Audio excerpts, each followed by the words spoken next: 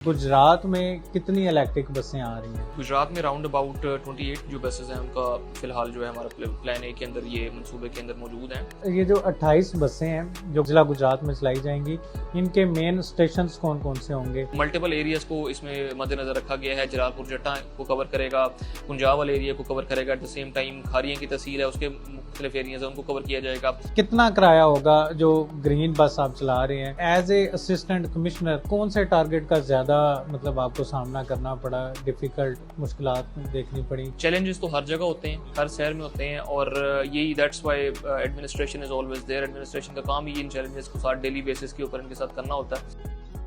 अस्सलाम वालेकुम नाजरीन, मैं हूं मुजाहिद हुसैन और मेरे साथ very young assistant commissioner Bilal Zubair साहब मौजूद हैं। और ये पाकिस्तान के लिए, खास तौर पर पंजाब के लिए बहुत ही फख्र की बात है कि नौजवान अब इन ओहदों पे आ रहे हैं। अब नौजवान पाकिस्तान के इंतजामी अमूर में हिस्सा ले रहे हैं, तो ये बहुत ही पॉजिटिव जो इमेज जाता है पूरी वर्ल्ड पर कि पाकिस्तान में भी नौजवान अब पाकिस्तान की तरक्की के लिए काम कर रहे हैं। सबसे पहले तो आपको खराज तहसीन पेश करता हूँ कि इतनी जो है कम उम्र में आप इस ओहदे पर फायज हैं, अल्लाह ताला आपसे काम ले रहे हैं। तो आज हम बात करेंगे लाहौर के बाद अब पंजाब के मुख्तलिफ अजला में इलेक्ट्रिक बसों का इनेकाद किया जा रहा है। इलेक्ट्रिक बसें चलाई जा रही हैं आवाम की सहूलत के लिए, तो इनमें ज़िला गुजरात भी शामिल है।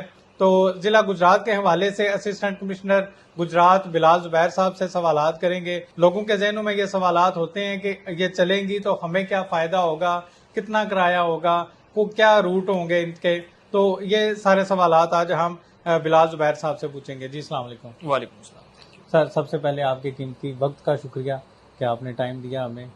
तो बहुत सर, शुक्रिया, thank you। गुजरात में कितनी इलेक्ट्रिक बसें आ रही हैं?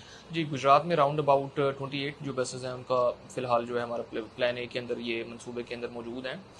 ज़ाहिर है ये प्लान जो है वो वेरी भी कर सकता है, लेकिन टेंटेटिवली 28 बसेस के राउंड अबाउट जो है हमारा पहला इनिशियल प्लान है। बेसिकली इसमें अगर आप देखें तो जो ओवरऑल क्लीन ग्रीन इनिशिएटिव्स हैं सीएम के, इसमें हमारा आपको पता है क्लाइमेट चेंज एक बड़ा पिवटल रोल हमारी डिसीजन मेकिंग के अंदर प्ले कर रहा है। तो उसके हवाले से जो इलेक्ट्रिक बसेस हैं इसके एक they will play a pivotal role in order to reduce the greenhouse emissions and all that. तो उसमें इलेक्ट्रिक बसेस के हवाले से एक पब्लिक ट्रांसपोर्ट का तो एक अंसर शामिल ही है जिससे लोगों को फ़ायदा होगा ही होगा। इसमें जो मेजर कंपोनेंट है वो उस जिसको मद्देनज़र रखा गया है वो है क्लीन ट्रांसपोर्ट भी जो है वो हो, ताकि फॉसिल फ्यूल से जो हमारे क्लाइमेट चेंज की वजह से जो हमारे इश्यूज होते हैं उसको उसके अगेंस्ट फाइट के अंदर ये एक बड़ा कलीदी किरदार अदा करेंगे। तो इस सिलसिले में गवर्नमेंट की तरफ से पूरे पंजाब के अंदर ये जो है मुख्तलिफ स्टेशन के ऊपर मुख्तलिफ अजला के अंदर इनको इनाग्रेट किया जा रहा है। और इसके पीछे एक बेसिक साइंस यही है कि इसमें जो है हमारा हम बेसिकली क्लीन एनर्जी की तरफ शिफ्ट हों, और जो पब्लिक ट्रांसपोर्ट एक बड़ा बैकबोन होता है किसी भी सिटी का, तो उसकी तरफ भी हम उस बेसिकली ट्रांसपोर्ट को तरजीह दें जो कि क्लीन है, एक एनवायरनमेंट फ्रेंडली है, इससे लोगों का फ़ायदा हो सके। ठीक है सर, जैसा कि आपने बताया कि इन्वायरमेंट को मद्देनज़र रखकर जो है इलेक्ट्रिक बसों को चलाया जा रहा है ताकि माहौल पर काबू पाया जा सके, आलूदगी पर काबू पाया जा सके। तो क्या इन फ्यूचर कोई पंजाब हुकूमत का इस तरह का प्लान होगा कि जो पर्सनल जो ट्रांसपोर्ट होती है लोगों की, उस पर भी लोगों को इलेक्ट्रिक जो है कार, इलेक्ट्रिक जो ट्रांसपोर्ट है उस पर शिफ्ट किया जाए? बिल्कुल, पर्सनल प्रेफरेंसेस तो हमेशा लोगों की वैसे इंडिविजुअली भी एग्जिस्ट कर रही होती हैं, लेकिन ये है कि क्योंकि हम भी क्लाइमेट सिग्नेटरी कंट्रीज में शामिल हैं और हमारी अपनी भी जो बेसिकली पर्व्यू भी है। हमने देखा रिसेंटली जो फ्लड्स भी आए उसके अंदर भी फ्लैश फ्लडिंग और ये क्लाउड बर्स्ट की वजह से जो इश्यूज क्रिएट होते हैं, तो we are very much sensitive, the whole government is very much sensitive कि climate change is a big reality जिसको हमने फेस करना है। तो उसमें definitely legislations are always on the cards और मुख्तलिफ चीज़ें हैं जिससे हम क्लाइमेट फ्रेंडली पॉलिसीज़ को इंड्यूस कर सकते हैं। और लोगों के अंदर भी ज़ाहिर है you can not force someone privately कि हम उसको जो है करंटली कि अगर हम कहें कि आप इलेक्ट्रिक की तरफ ही शिफ्ट हों, लेकिन एट द सेम टाइम ऐसी पॉलिसीज जो कि यू कैन से क्लाइमेट फ्रेंडली व्हीकल्स यानी कि इलेक्ट्रिक व्हीकल्स को सपोर्ट करें उसकी तरफ, that could be in the pipeline. और उसके अलावा ताकि लोगों को इसका सबसे ज़्यादा तो अवेयरनेस वाला एलिमेंट है। तो ये जो इलेक्ट्रिक बसेस का हमारा प्रोजेक्ट है ये basically it's the first step towards that. तो ऑटोमेटिकली इसके साथ साथ इंफ्रास्ट्रक्चर, जो चार्जिंग इंफ्रास्ट्रक्चर है वो सारा भी आएगा, लोगों में अवेयरनेस होगी, इसकी जो cost to you can say benefit ratio है उसके बारे में लोग बेहतर डिसीजन कर सकेंगे। तो ऑटोमेटिकली ये एक पैराडाइम शिफ्ट होगा। जब पैराडाइम शिफ्ट होगा तो लोग नेचुरली इसकी तरफ मोर इंक्लाइंड होंगे। ठीक है सर, ये जो 28 बसें हैं जो जिला गुजरात में चलाई जाएंगी, इनके मेन स्टेशंस कौन कौन से होंगे, किन किन शहरों में ये मूवमेंट करेंगी, किन शहरों के लोगों को फ़ायदा होगा इनका? बिल्कुल, ये मोस्टली जो है हमारे टेंटेटिवली जो नंबर है 28 है, उसके हवाले से हम देखें तो ओवरऑल डिस्ट्रिक्ट की मेजर जो है पॉपुलेशन डेंसिटी के हवाले से ट्रांसपोर्टेशन डिपार्टमेंट इसके ऊपर वर्कआउट कर रहा है।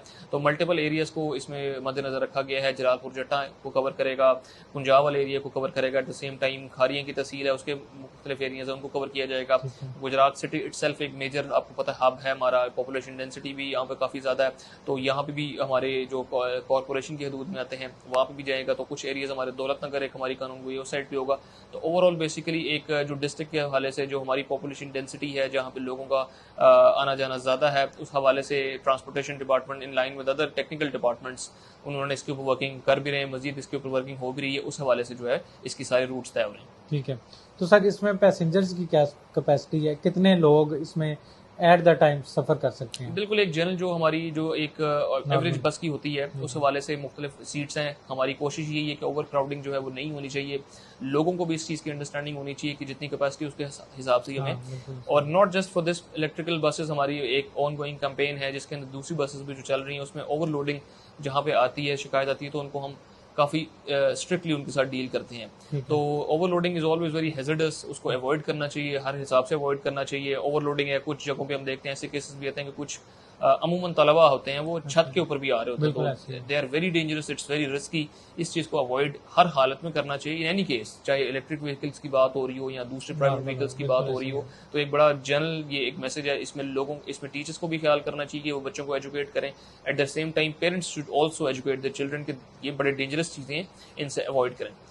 सिर्फ छत पे नहीं सफ़र कर रहे होते, अक्सर मैंने देखा है स्टूडेंट्स तो पीछे वाली साइड पे, साइडों पे, और बाज़ दफ़ा इतना उनका रश होता है कि बस नज़र ही नहीं आ रही होती। बिल्कुल ऐसे ही। ठीक है, इतने स्टूडेंट्स होते हैं, तो ये तो वाकई आपका बहुत अच्छा मैसेज है।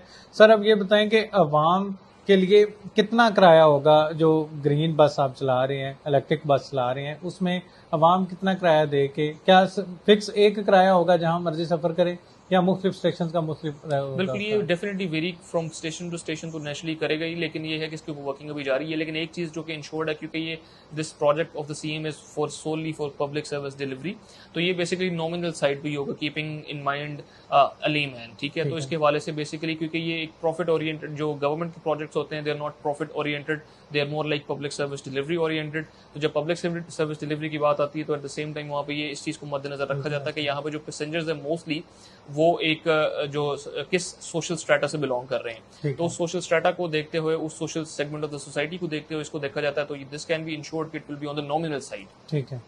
अच्छा सर, इलेक्ट्रिक बस का तो पूरे ज़िला के लिए बहुत बड़ा फ़ायदा है। अब गुजरात शहर पे थोड़ी सी गुफ्तगू करते हैं कि ज़िला गुजरात की तरक्की के हवाले से हमने देखा कि पूरा साल आपकी एक्टिविटीज़ सोशल मीडिया पर अपलोड होती रहती हैं, बड़ा वर्क कर रहे हैं। तरक्याती अमूर में सबसे मेन जो प्रोजेक्ट आपका चल रहा है गुजरात में, इस वक्त हर बंदे की ज़ुबान पर एक मसला है सीवरेज का, निकासी का। इस पर हुकूमत कितना, मतलब अभी जो फ्लड का दौर गुजरा है, फ्लड का सेशन गुजरा है, उसके बाद अभी दोबारा नए प्रोजेक्ट्स, किन प्रोजेक्ट का आगाज़ किया गया है जिसमें आवाम आइंदा इस तरह की सूरत हाल से जो है वो सेव रहेगी, कोई इस तरह की मुश्किलात का सामना नहीं करना पड़ेगा? बिल्कुल, ये बड़ा आपका पर्टिनेंट पॉइंट है, और जिस तरह मैंने पहले इनिशियली मेंशन किया कि फ्लैश फ्लडिंग और उसके अलावा हमारा जो फ्लैश फ्लडिंग से ज़्यादा अर्बन फ्लडिंग हमें यहाँ पे उसने बेसिकली हिट किया, उसके अलावा at the same time cloud burst और कंटिन्यूस रेनफॉल, उसकी वजह से जिस तरह अर्बन फ्लडिंग का जो मामला यहाँ पे वो गुजरात के अंदर ये काफ़ी ज़्यादा क्रॉनिक रहा है। तो एट द सेम टाइम ये क्लाइमेट चेंज की जिस तरह बात करें तो उसकी वजह से ये बार बार ये ऐसे फिनोमेना हैं जो कि हम शायद ये एक्सपेक्ट नहीं कर सकते कि एक दफ़ा अगर हो गए तो शायद अब दोबारा ना हो। तो ये काफ़ी ज़्यादा रिकरिंग फिनोमेना भी हो सकते हैं, और इसकी वाले से जो है government is very much aware of that, और एट द सेम टाइम इसकी तैयारी की भी डेफिनेटली ज़रूरत भी है, और गवर्नमेंट इसमें अवेयरनेस भी है। मैडम सीम ने मल्टीपल टाइम इसको हाईलाइट किया है, आपने सुना होगा multiple times they highlighted it, और इसके वाले से जो टीम्स हैं वो ऑलरेडी इन लूप आ चुकी हैं।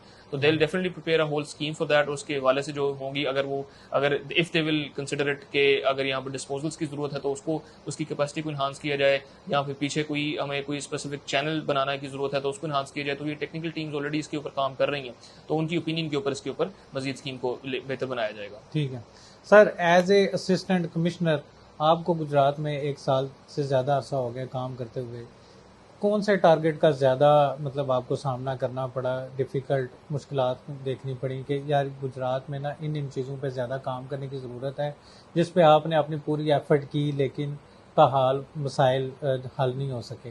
आप क्या समझते हैं सबसे मेन जो प्रॉब्लम है? एक तो सीवरेज का जो आपने बड़े अच्छे तरीके से डिस्क्राइब कर दिया, उसके अलावा क्या समझते हैं ज़िला गुजरात, ख़ास तौर पर गुजरात शहर के अंदर सबसे ज़्यादा मसाइल कौन से हैं जिन पर अभी वर्क करने की ज़रूरत है?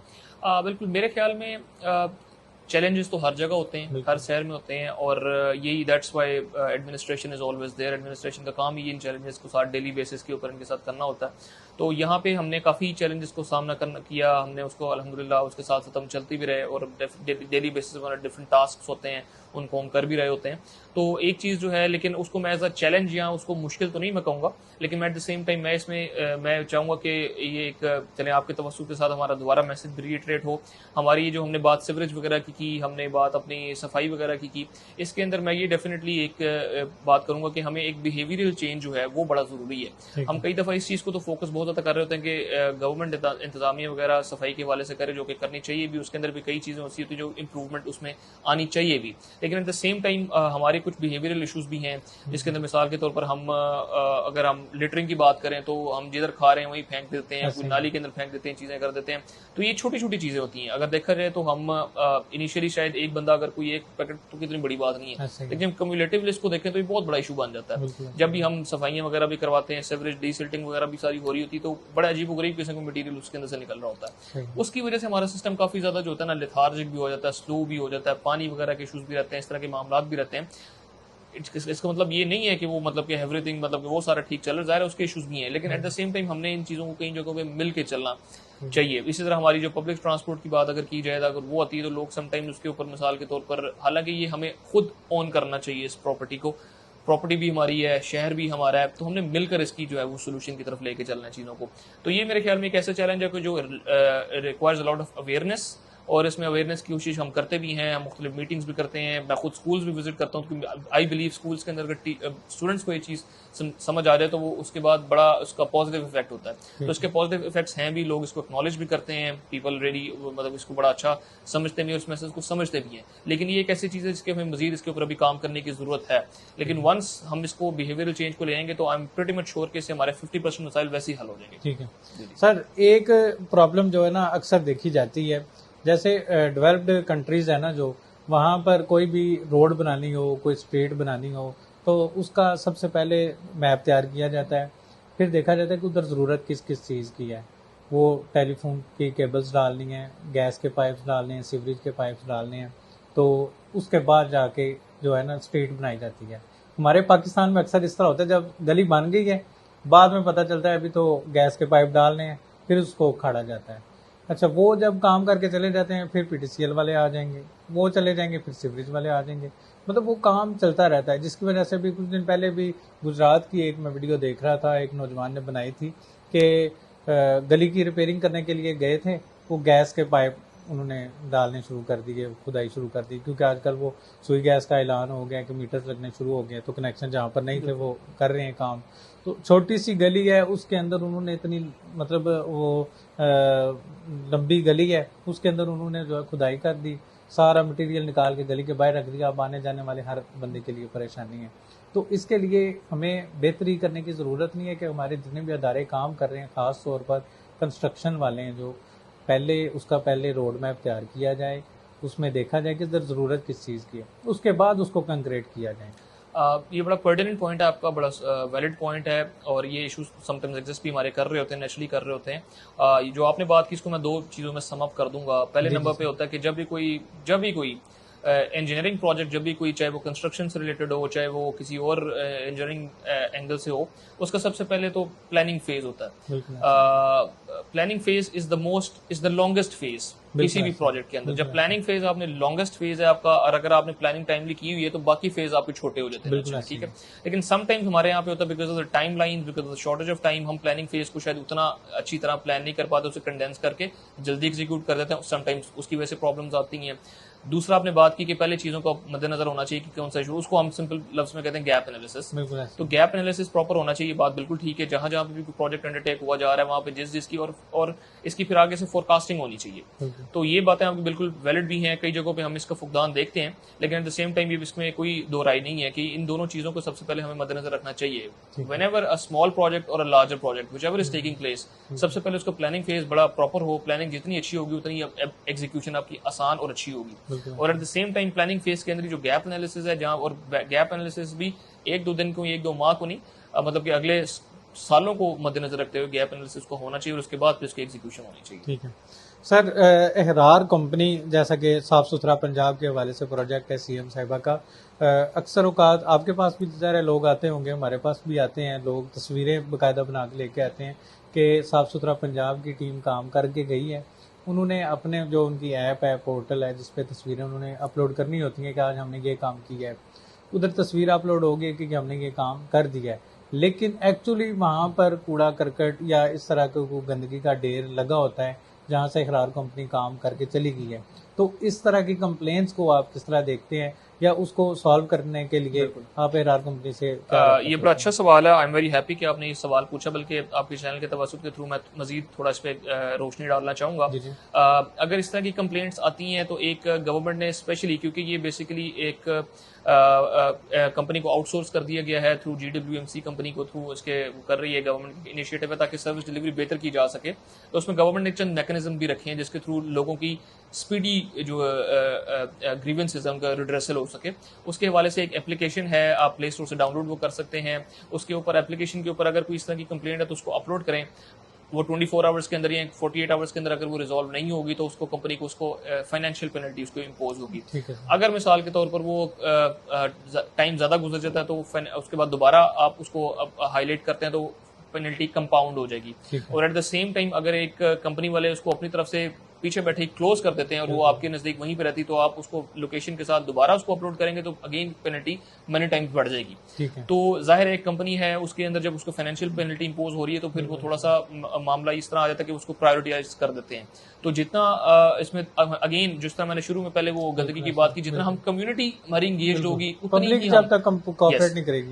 तो engagement of public is very much necessary. ये थोड़ी शायद अवेयरनेस हमें मजीद फैलाने की जरूरत है कि जो एप्लीकेशन है इसका जितना ज्यादा यूजर्स होंगे, जितना ज्यादा उसको वो यूज करेंगे, उतनी ज्यादा इसकी एफिशिएंसी बेहतर होती जाएगी। तो वो जब अपलोड करेंगे, अगर नेचुरली जब उनकी अगर वो रिजॉल्व नहीं हो रही होगी तो फिर पेमेंट जो है वो नेचुरली कंपाउंड हो जाएगी। तो वो इट इज बाउंड कि उसके बाद वो उसको सॉल्व आपके करें। तो ये बड़ा अच्छा टूल है जो सीएम का इनिशिएटिव है, उसके अंदर उन्होंने इसको लोगों को एम्पावर किया बेसिकली कि लोग घर बैठे अगर उनकी शिकायत का अजाला नहीं हो रहा तो वो वहाँ पे उनको पेनलाइज कर सकते हैं। तो it's a very good model. इसके अंदर जितनी बेहतर कम्युनिटी एंगेजमेंट होगी उतनी बेहतर एफिशिएंसी आएगी। ठीक है सर, जैसे एहरार कंपनी का जब आगाज हुआ था तो जॉब्स की भी वैकेंसीज बहुत ज़्यादा आ गई थी, बहुत ज़्यादा लोगों ने जॉब ली भी उसमें। अब जो इलेक्ट्रिक बस स्टार्ट की है, 28 बसें ज़िला गुजरात में चलाई जाएंगी। ज़ाहिर है इसके लिए टीम की भी ज़रूरत होगी, ड्राइवर्स की ज़रूरत होगी, टिकट वालों की ज़रूरत होगी, कंडक्टर की ज़रूरत होगी। तो उस हवाले से क्या कोई जॉब वैकेंसीज हैं ताकि हमारी जितनी भी ऑडियंस है खासतौर पर जिला गुजरात की वो उसमें अप्लाई कर सकें? सो इस सिलसिले में फिलहाल क्योंकि मेरे थ्रू तो कोई अभी ऐसा हमारे ऑफिस में तो कोई हायरिंग वगैरह नहीं हो रही। इसमें बेसिकली ट्रांसपोर्ट डिपार्टमेंट जो है आई थिंक उस पर वो ज़्यादा बेहतर, हमारे जो सेक्रेटरी डिस्ट्रिक्ट के अंदर वो इस पर बेहतर तरीके से कमेंट कर सकते हैं कि आया कि वो यहाँ पे डिस्ट्रिक्ट से ही हायरिंग होगी या ट्रांसपोर्ट डिपार्टमेंट वहाँ पे सेंट्रलाइज हायरिंग करेगा। इसके बारे में फिलहाल हमारे पास इन्फॉर्मेशन ऐसा नहीं है, लेकिन इट माइट बी पॉसिबल कि सेक्रेटरी या फिर ट्रांसपोर्ट डिपार्टमेंट सेल्फ इसके ऊपर कोई मतलब गाइडेंस दे सके। ठीक है, आखिर पे सर जिला गुजरात की आवाम को एज ए असिस्टेंट कमिश्नर क्या पैगाम देना चाहेंगे? बस ये सिंपल सा एक मैसेज है कि Gujarat is a very good city. यहाँ के लोग बहुत अच्छे हैं, दे आर वेरी कोऑपरेटिव। तो इसमें जो सीएम का ये जो इनिशिएटिव है इसके अंदर भी हम यही चाहेंगे कि आप ये जो एसेट्स आपके आ रहे हैं इसको आपने अपना एसेट समझ चलना है। इसके साथ आपने जो SOPs हैं इनको फॉलो करना है। एट द सेम टाइम ये शहर आपका अपना है, इस शहर में जितनी चीज़ें इसमें ब्यूटिफिकेशन के कुछ प्रोजेक्ट्स हैं या फिर सफाई के प्रोजेक्ट्स हैं, इस तरह क्लीन ग्रीन इनिशिएटिव्स हैं, तो इसमें हम चाहते हैं कि आपकी तरफ से मैक्सिमम हमें जो है वो सपोर्ट हो। और again people of Gujarat they are very cooperative, बहुत कोऑपरेटिव हैं, बहुत प्यार करते हैं। तो हर लिहाज से जो है हम इनके सपोर्ट भी होती है और आई एम श्योर कि आगे भी सपोर्ट करेंगे। Thank you very much. Assistant commissioner Gujarat Bilal Zubair साहब हमारे साथ मौजूद थे। बहुत ही ज़बरदस्त गुफ्तगू हुई, बहुत ही ज़बरदस्त इन्होंने मैसेज दिया गुजरात की आवाम को कि जो इलेक्ट्रिक बसें चलाई जा रही हैं उनका क्या मोटिव है।